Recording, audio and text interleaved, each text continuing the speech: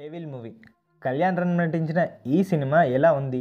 ఈ సినిమా చూడడం వర్తేనా లేకపోతే వేస్ట్ ఆఫ్ టైమా? ఈ స్పై యాక్షన్ థ్రిల్లర్ నాకు ఎలా అనిపించిందో ఈ వీడియోలో మనం తెలుసుకుందాం.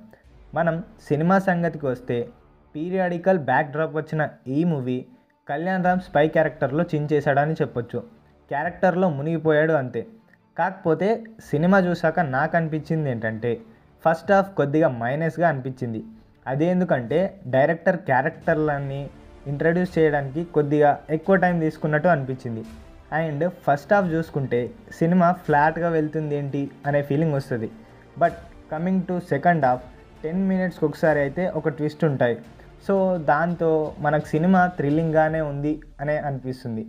సినిమాకి బిగ్గెస్ట్ ప్లస్ అంటే ఏంటంటే బీజిఎంఏ. అనిమల్ సినిమాకి బీజిఎం ఇచ్చిన హర్షవర్ధన్ రామేశ్వరరావు ఈ సినిమాకి కూడా అతనే ఇచ్చాడు బీజిఎం ఈ సినిమాకి బిగ్గెస్ట్ ప్లస్ అనే చెప్పొచ్చు.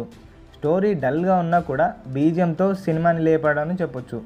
బ్రిటిష్ గవర్నమెంట్ సీక్రెట్ ఏజెంట్గా మన కళ్యాణ్ రామ్ సినిమాలో యాక్టింగ్తో ముందుకు తీసుకొచ్చాడు.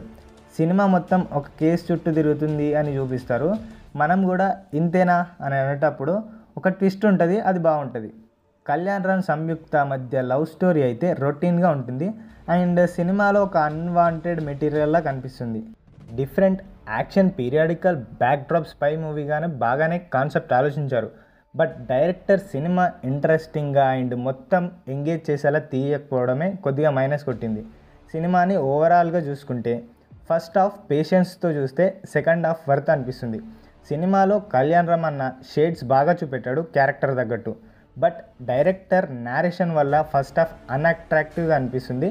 బట్ సినిమా ఓవరాల్గా చూసుకుంటే పర్లేదు, సినిమా బాగుంది అనే ఫీల్ వచ్చింది నాకు మాత్రం. సో నేను ఇచ్చే రేటింగ్ ఏంటంటే 2.8. సో అది మ్యాటర్. ఒకవేళ మీరు సినిమా చూస్తే మీకు ఎలా అనిపించిందో కమెంట్ చేయండి. ఫస్ట్ హాఫ్ కొద్దిగా ఫ్లాట్గా అనిపించినా కూడా సెకండ్ హాఫ్ ఎంజాయ్ చేశారు.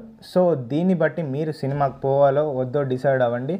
చలో బాయ్, మరి మరొక రివ్యూతో మళ్ళీ కలుద్దాం.